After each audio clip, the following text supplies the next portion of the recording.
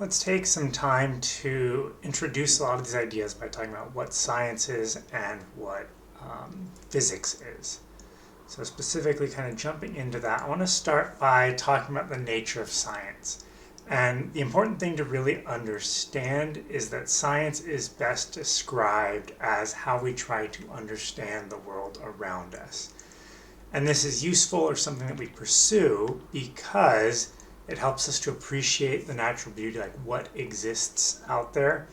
It helps us make predictions before something happens. So if we want to know what happens when I drop this ball, or if we get in a car crash, what do we expect to see have happen? Science helps us make those predictions. And we also might care about it because it helps us solve problems. If we're in a building and it's too hot, how can we cool it down, for example? Or we're in a building and it's too cold, how can we warm it up?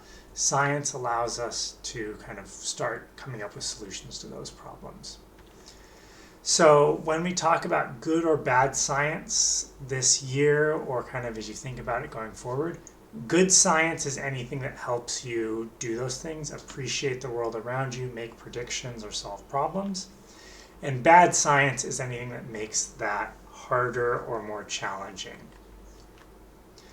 So as we look at that, kind of what that brings to mind is the nature of science. So ultimately, when we get down to like a really deep philosophical level, science can't determine whether something is true or not. Instead, what it does is it pursues truth, and it can help us be very confident in what we say. So we can say, we have a model, we have an idea of how the universe works.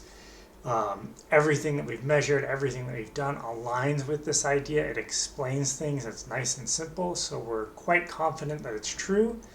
And we will treat it as if it's true, and we'll use it to make predictions, and we'll, see that. But at the end of the day, kind of ultimate truth, that's a philosophical idea, and not something that can be measured or evaluated using science. So when we say something is true in science, what we're saying is we have done extensive research, extensive study, and we haven't been able to disprove it.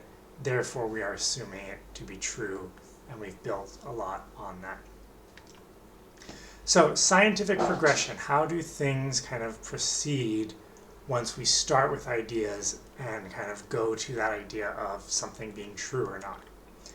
So the main things that we're going to look at are these three ideas here: hypothesis, into theory, into law. And you've probably heard these before if you've taken a science class. But hypothesis is something that's a testable prediction. So you have to be able to test it in order for it to be called a hypothesis, and you have to have a kind of prediction to it. So if you predict, I think when I hold a ball 3 meters above the ground and I let it go, it will fall to the ground. That is testable. We can do that. And it's a prediction. You've said what you think will happen. A theory is a rigorously studied hypothesis that still holds true. So this is different than how it's used colloquially in English. So it's not how we commonly use the word theory in English. In science, theories are something that we've rigorously studied. We've done many, many tests, and it's still holding true. So it's when you kind of hypothesize over and over and over and over again, you end up with a theory. And then finally, we have a law, which is a rigorously studied theory that can be proven true for all circumstances. So once a theory has been studied over and over, we've tried to disprove the theory, we've tried to kind of counter-prove it, it's matched up or it's aligned and fit in with everything else, and we start basing other scientific work on this idea, that's when it becomes a law here. And so something important to know about laws is sometimes when we say all circumstances, that's a bit of a misnomer. Sometimes laws can still be written for applying to specific circumstances. A classic example would be the ideal gas law. So that is a law that is true for all ideal gases. It's not true for all gases, it's just for a certain type of gas that we call an ideal gas. So on occasion, theories may be adjusted. Like once we have a theory, we may adjust it based on new evidence. And on exceedingly rare occasions, a scientific law may be adjusted. So generally speaking, if something is a law, it's pretty much locked in place. We're very confident in it, and we don't anticipate or see very basically any way that it would change. And that will only happen when there's irrefutable evidence that our fundamental understandings of the world is inaccurate.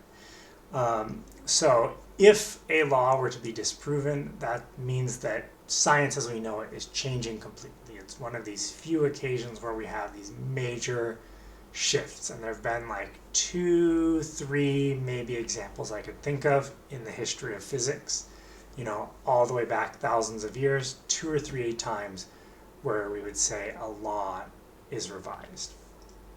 So in other words, we should generally consider these to be true. There's not going to be a lot of movement or change on them, and if there is, we need to have really, really good evidence for it. So physics. Physics is a study of how the universe behaves, so it's trying to explain things on a real fundamental level. There's 2 major subdivisions that we look at in physics.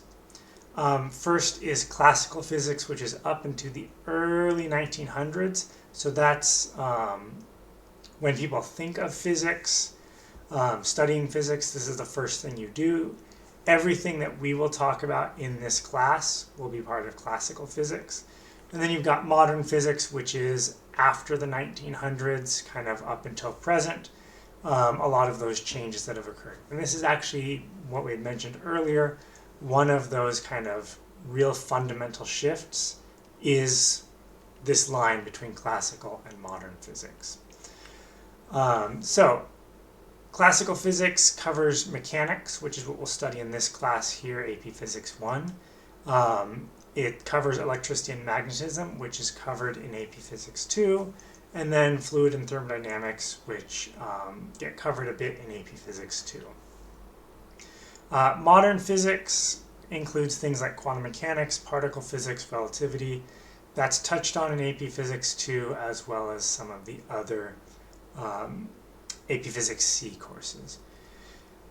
One thing I will mention real briefly, classical physics isn't wrong per se, it's just an approximation for kind of everyday experiences. Modern physics is when we started to look at things that were either very, very, very tiny, very, very, very, very, very large, or moving very, very, very, very fast. That's what kind of made the difference there with the stuff that we've since learned from modern physics. So classical physics is everything that's kind of on the normal, everyday, useful scale. So that's a brief summary. If you have questions, please feel free to ask, but otherwise you can jump into whatever you've got next.